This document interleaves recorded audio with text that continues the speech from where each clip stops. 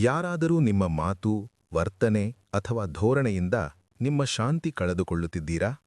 ನೀವು ಬಯಸಿದ್ದು ಅವರ ಬದಲಾವಣೆ, ಆದರೆ ಜೀವನ ನಿಮಗೆ ಕಲಿಸಿದ ಪಾಠ ಬೇರೆ. ಸಂತರು ತಿಳಿದಿರುವ ರಹಸ್ಯ. ಈ ಕಥೆ ಒಂದು ಕುಟುಂಬದ ಬಗ್ಗೆ ಅಲ್ಲ, ಇದು ನಿಮ್ಮ ಒಳಗಿನ ಶಾಂತಿಯ ಬಗ್ಗೆ. ಒಬ್ಬ ಗಂಡ ಹೆಂಡತಿ ವಿದೇಶದಲ್ಲಿ ವಾಸವಾಗಿದ್ದರು.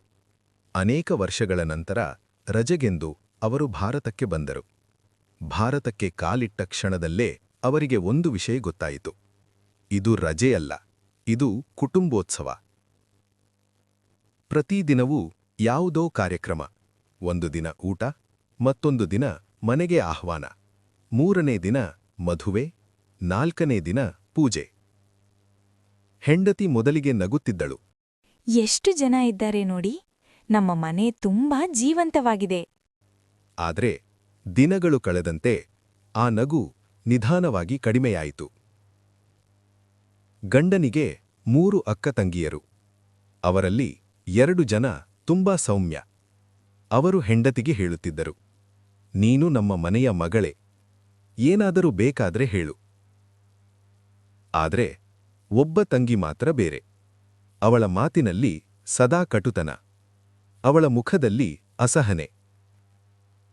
ಸಣ್ಣ ವಿಷಯಕ್ಕೂ ದೊಡ್ಡ ಪ್ರತಿಕ್ರಿಯೆ. ಒಂದು ದಿನ ಆ ತಂಗಿ ವ್ಯಂಗ್ಯವಾಗಿ ಹೇಳಿದಳು, ನೀವು ವಿದೇಶದಿಂದ ಬಂದವರಲ್ವಾ, ಇಲ್ಲಿ ಅಷ್ಟು ಸುಲಭವಲ್ಲ. ಆ ಮಾತು ಹೆಂಡತಿಯ ಮನಸ್ಸಿಗೆ ತಾಗಿತು. ರಾತ್ರಿ ಗಂಡನಿಗೆ ಹೇಳಿದಳು, ನಿನ್ನ ತಂಗಿ ನನಗೆ ಸರಿಯಾಗಿ ಮಾತನಾಡಲ್ಲ.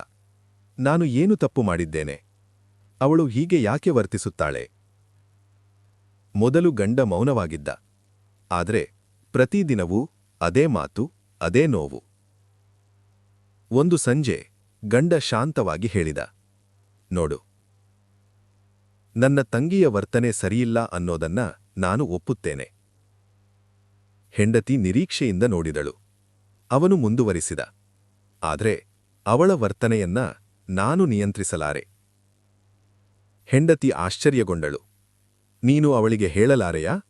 ಅವಳು ಬದಲಾಗಬೇಕಲ್ವಾ? ಗಂಡ ನಗುತ್ತಾ ಹೇಳಿದ, ಅವಳು ಹೇಗೆ ವರ್ತಿಸುತ್ತಾಳೆ ಅದು ಅವಳ ಆಯ್ಕೆ. ಆದ್ರೆ ಅವಳ ವರ್ತನೆಯಿಂದ ನೀನು ಕೋಪಗೊಳ್ಳಬೇಕೋ ಇಲ್ಲವೋ ಅದು ನಿನ್ನ ಆಯ್ಕೆ. ಹೆಂಡತಿ ಮೌನವಾದಳು.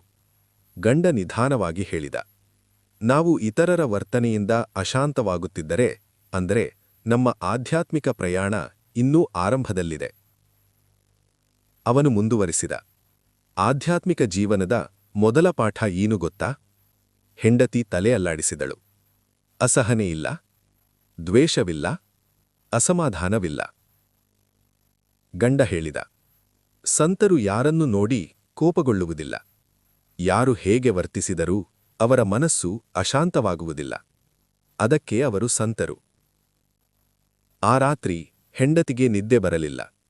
ಅವಳ ಮನಸ್ಸಿನಲ್ಲಿ ಒಂದೇ ಪ್ರಶ್ನೆ, ನನ್ನ ಶಾಂತಿಯನ್ನು ನಾನೇ ಕಳೆದುಕೊಳ್ಳುತ್ತಿದ್ದೇನಾ? ಅವಳು ಅರ್ಥಮಾಡಿಕೊಂಡಳು. ಯಾರು ನನ್ನನ್ನು ಕೋಪಗೊಳಿಸುತ್ತಾರೆ ಅವರು ನನ್ನ ಶತ್ರುಗಳಲ್ಲ, ಅವರು ನನ್ನ ಒಳಗಿನ ದುರ್ಬಲತೆಯನ್ನು ತೋರಿಸುವವರು.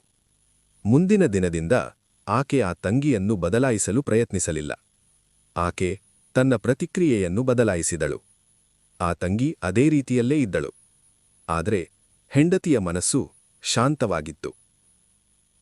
ಜಗತ್ತನ್ನು ಬದಲಾಯಿಸಲು ಸಾಧ್ಯವಿಲ್ಲ, ಆದರೆ ನಮ್ಮ ಪ್ರತಿಕ್ರಿಯೆಯನ್ನು ನಾವು ಬದಲಾಯಿಸಬಹುದು. ಅದೇ ಸಂತರು ತಿಳಿದಿರುವ ರಹಸ್ಯ.